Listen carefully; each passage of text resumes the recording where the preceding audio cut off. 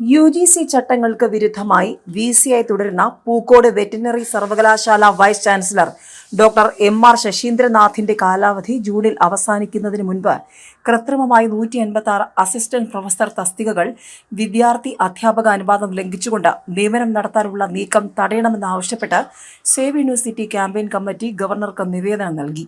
കടുത്ത സാമ്പത്തിക പ്രതിസന്ധിയിൽപ്പെട്ട് കൃത്യമായി ശമ്പളം പോലും നൽകാൻ സർവകലാശാല ബുദ്ധിമുട്ടുമ്പോഴാണ് 20 കോടി രൂപയുടെ അധിക ബാധ്യതയുള്ള അധ്യാപക നിയമനങ്ങൾ നടത്തുന്നത്. ഇപ്പോൾ തന്നെ പ്രതിമാസം 4 കോടിയുടെ കടത്തിലാണ് സർവകലാശാല പ്രവർത്തിക്കുന്നത്.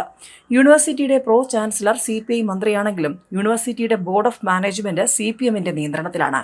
സർവകലാശാലയിലെ ചില ഉന്നതരുടെ സ്വന്തക്കാർക്ക് കൂടി നിയമനം ലഭിക്കുവാൻ പാകത്തിന് നിയമന വിജ്ഞാപനം നടത്താനാണ് കഴിഞ്ഞ മാസം ചേർന്ന ഭരണസമിതി യോഗം തീരുമാനിച്ചിട്ടുള്ളത്.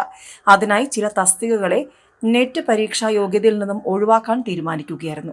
ജൂണിൽ VCയുടെ കാലാവധി പൂർത്തിയായാൽ പുതിയ VC നിയമിതനാകുമെന്നുള്ള സാധ്യത കണക്കിലെടുത്ത് പൊതു തെരഞ്ഞെടുപ്പിന് മുൻപ് റാങ്ക് പട്ടിക തയ്യാറാക്കുകയാണ് ലക്ഷ്യം. ഇപ്പോൾ തന്നെ വെറ്റിനറി സർവകലാശാലയുടെ വിവിധ കോഴ്സുകളിൽ ചിലതിന് ICARന്റെയോ വെറ്റിനറി കൗൺസിലിന്റെയോ അംഗീകാരം ലഭിച്ചിട്ടില്ല. അതുകൊണ്ട് തന്നെ ഗവേഷണം ഉൾപ്പെടെയുള്ള ആവശ്യങ്ങൾക്കുള്ള കേന്ദ്ര സർക്കാരിന്റെ വിവിധ ഗ്രാന്റുകൾ അനുവദിച്ചിട്ടില്ല.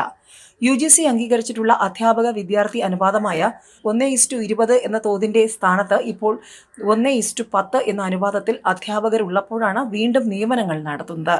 പുതിയ നിയമനങ്ങൾ കൂടി നടത്തിയാൽ അനുപാതം 1:5 ആയി വർദ്ധിക്കും. സർവകലാശാല ചട്ടങ്ങളിൽ അധ്യാപക നിയമനങ്ങൾക്ക് സംവരണം പാലിക്കണമെന്ന വകുപ്പില്ലാത്തതുകൊണ്ട് അധ്യാപക നിയമനങ്ങളിൽ സംവരണം പാലിക്കുന്നില്ല.